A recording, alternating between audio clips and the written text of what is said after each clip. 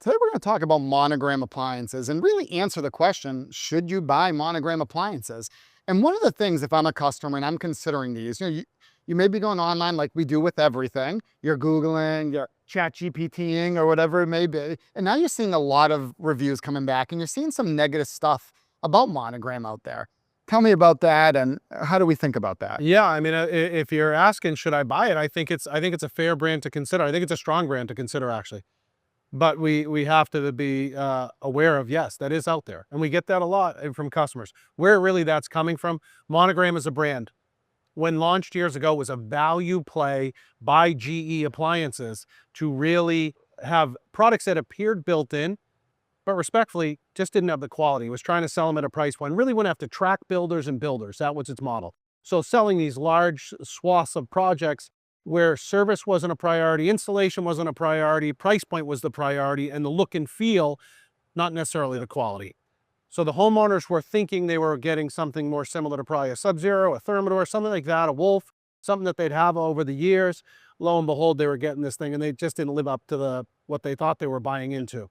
Adding to that, many of these areas at that time, Monogram did not have as strong a service network, either be it by themselves as a manufacturer, and certainly not with enough independence in, as we know, service is hard to come by in this industry, period. All that added to a bad social story and a lot of bad experience. Now, when we think forward, I would tell people, why would I consider it now? Because it's really a totally different brand, really split off from GE, not known as GE Monogram, known as Monogram. Now that sounds like just it's a wordsmith there, but no, everything it does, how it's vertically integrated is very different, thinks differently, acts differently, and isn't really knocked off by itself. It's its own product.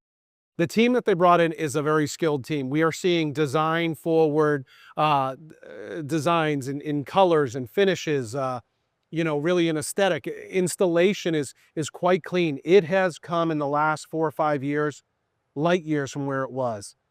If you follow any of the trade magazines, we have Kitchen and Bath Show coming up in a few weeks, which is the largest show of the year for the industry. There is not a show that booth does not win every year, and is not packed. What it has done in those years is amazing. Now, reasons to still be wary, yeah, it needs to build out its lineup. Because it's trying to do things right, almost ground up, rebuilding this brand, it doesn't have the product assortment. It has the core SKUs that most people buy, 90% of what we sell. But there are some niche products that it just doesn't have solutions for yet, and they continue to add those thoughtfully as it makes sense.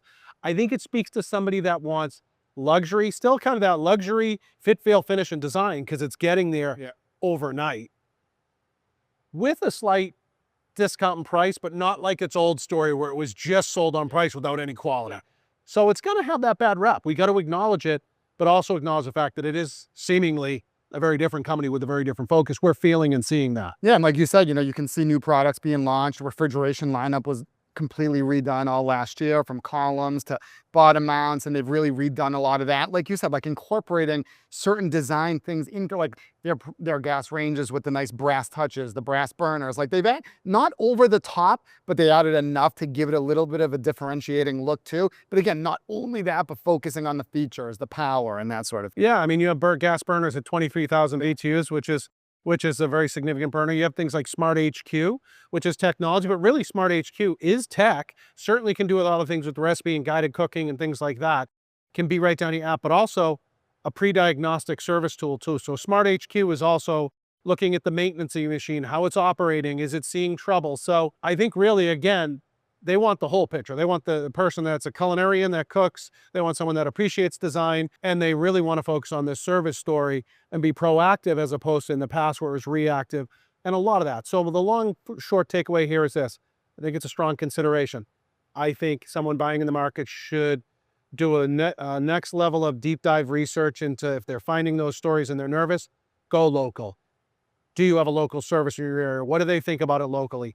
Here, of course, we control it. Strong service network. We're bullish about the brand in the long term. Really excited to continue to see where they go. And don't forget to follow us on social media for appliance tips and updates from Yale Appliance. Your feedback is what shapes our series. Like what you saw? Give us a thumbs up, share it with your friends, and drop your thoughts in the comments below. We love hearing from you. Stay informed and inspired on all your appliance needs. This is Appliance Advisors signing off.